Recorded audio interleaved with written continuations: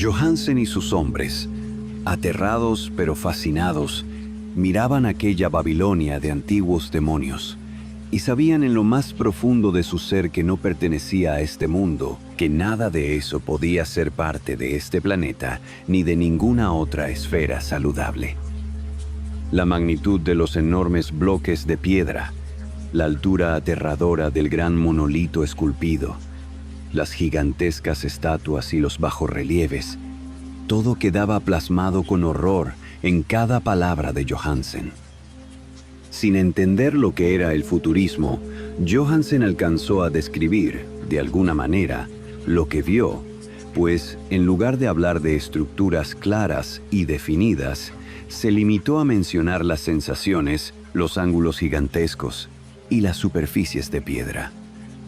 Superficies tan grandes que no podían pertenecer a nada normal, a nada humano. Y había algo de esas imágenes y jeroglíficos, algo impío, que destilaba horror y misterio. Las palabras de Johansen me trajeron a la mente lo que Wilcox me había contado sobre sus pesadillas, sobre la extraña geometría de los lugares que vio en sueños, lugares no euclidianos, impregnados de sensaciones de otras dimensiones. Y ahora, ese mismo sentimiento se apoderaba de Johansen al contemplar la terrible realidad.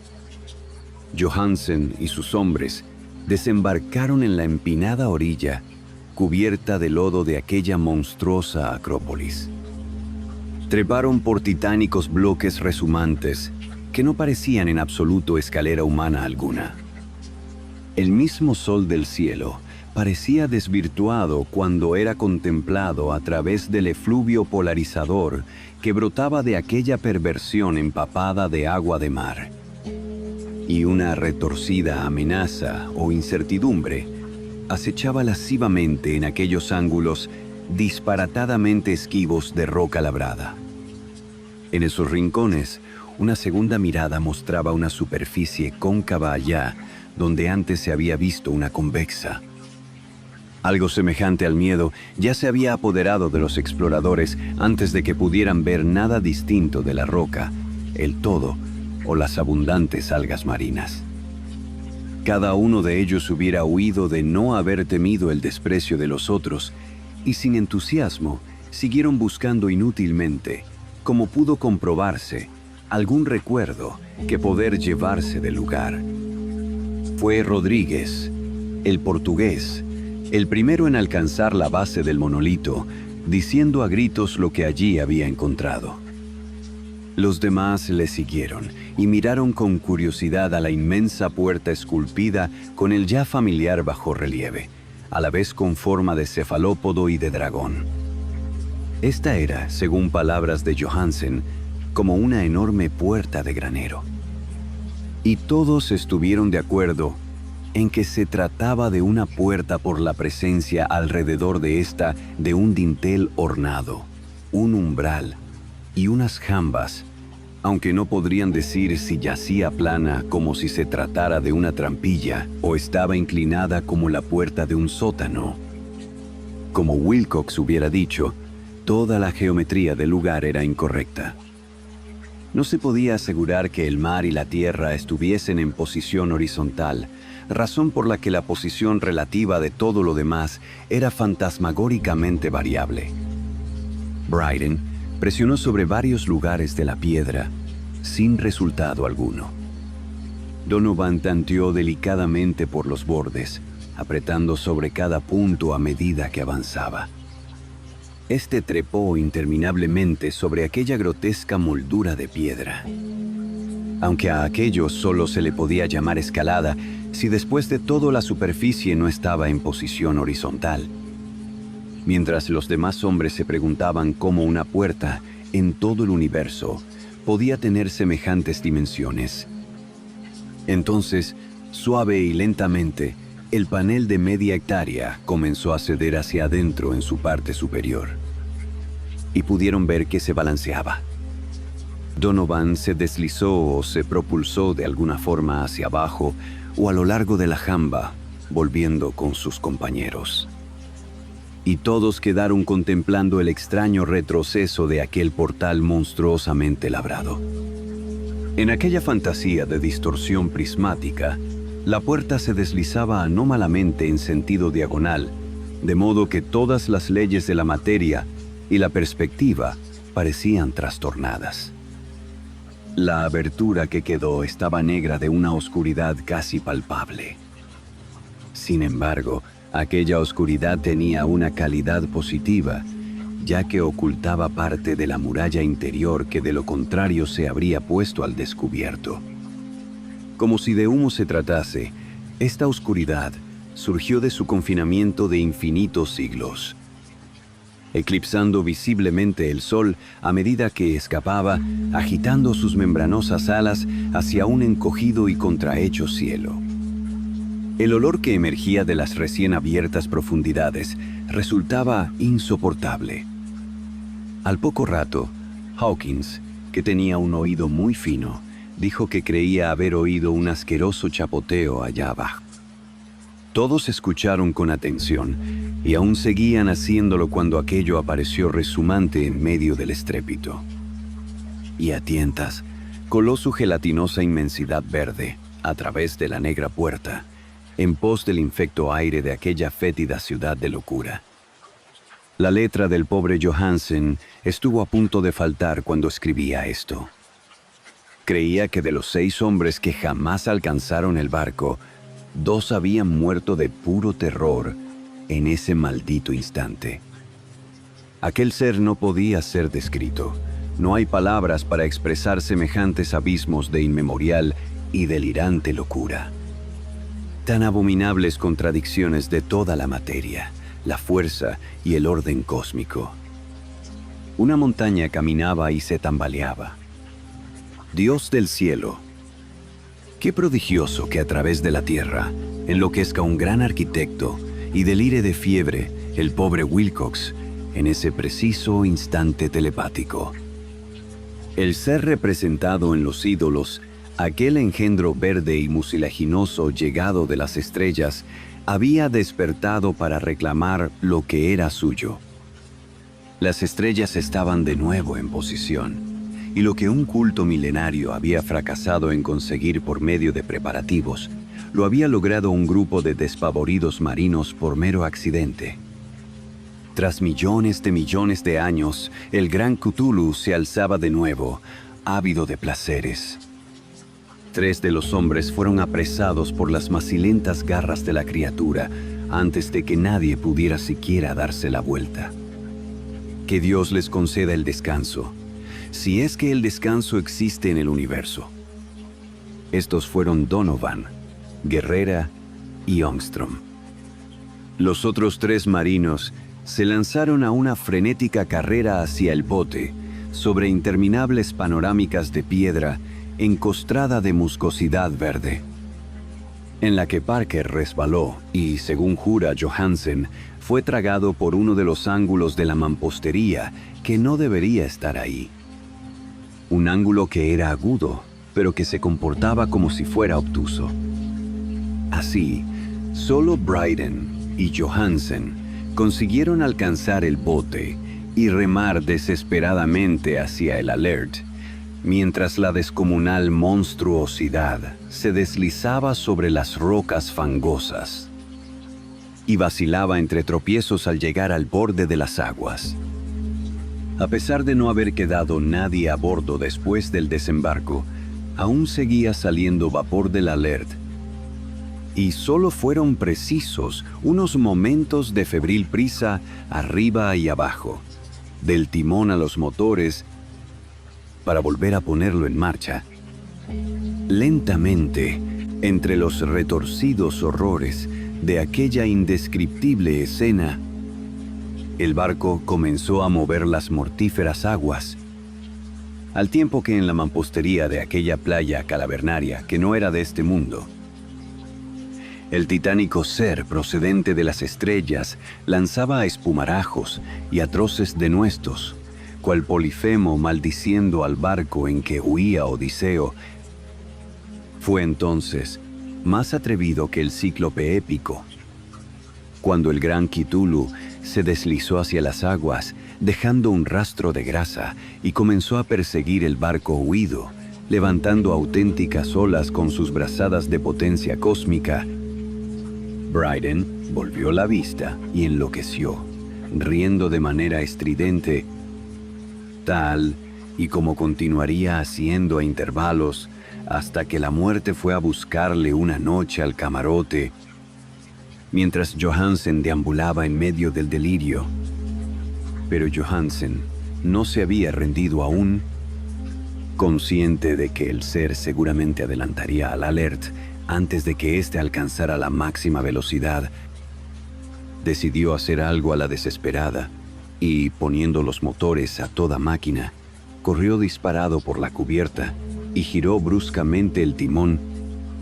Se formó un fuerte remolino y una corriente de espuma en aquella fétida salmuera que había por agua, y mientras aumentaba a cada momento la presión del motor, el valeroso noruego enfiló el barco en dirección al ser gelatinoso que les perseguía y que se elevaba sobre la inmunda espuma de las aguas, como si fuera la popa de un galeón demoníaco.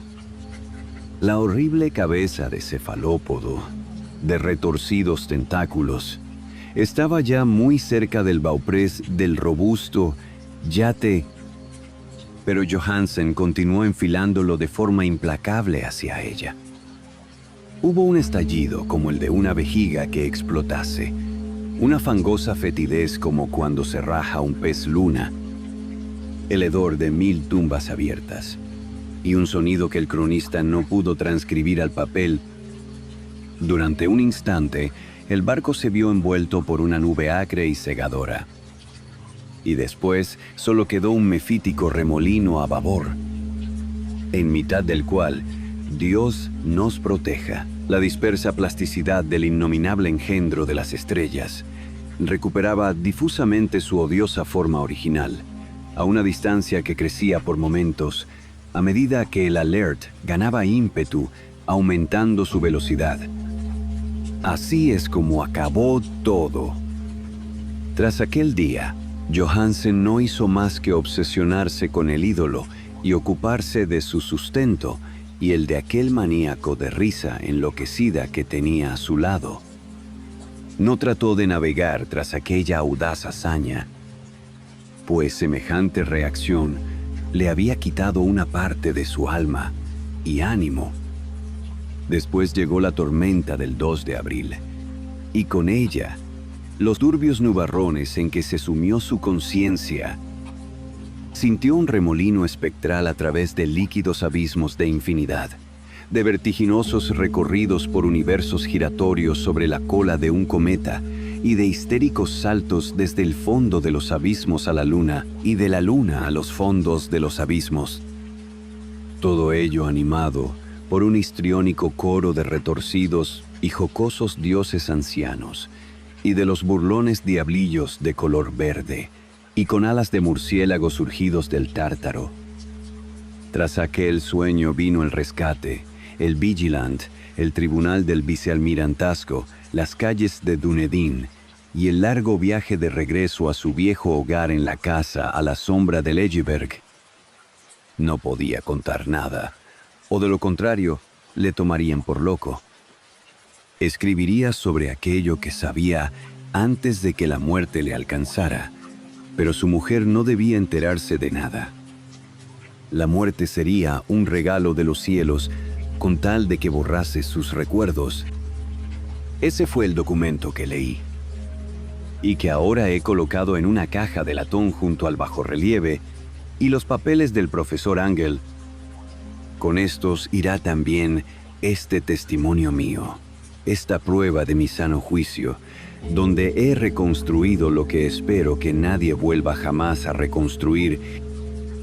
He contemplado todo el horror que pueda contener el universo, y después de eso, incluso el cielo primaveral y las flores estivales serán puro veneno para mí. Sin embargo, no creo que mi vida vaya a prolongarse mucho. Igual que se fue mi tío, igual que se fue el pobre Johansen. Un día me iré yo. Sé demasiado. y el culto aún sobrevive. Cthulhu continúa también con vida, supongo. De nuevo, en aquel abismo de piedra que le había protegido desde que el sol era joven.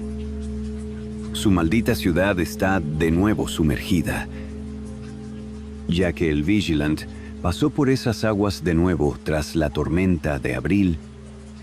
Pero sus pastores en la tierra todavía rugen y saltan y matan alrededor de monolitos rematados por ídolos en lugares solitarios.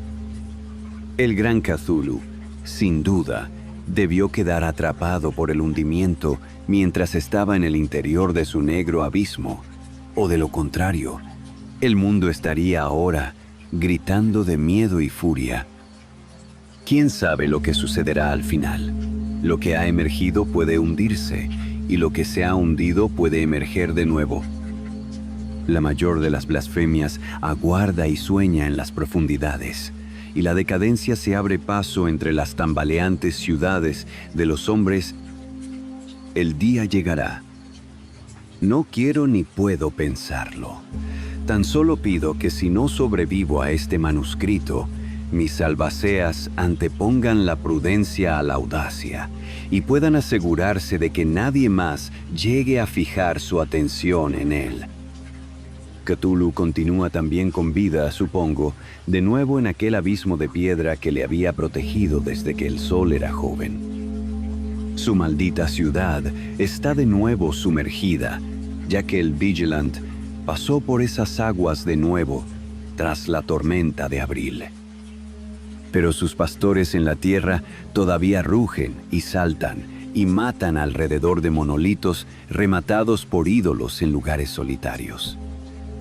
El ciclo nunca se interrumpe y los sueños de los débiles siguen siendo su ventana hacia este mundo. No he logrado olvidar ni un solo instante, aunque los años han tratado de desgastar mis recuerdos.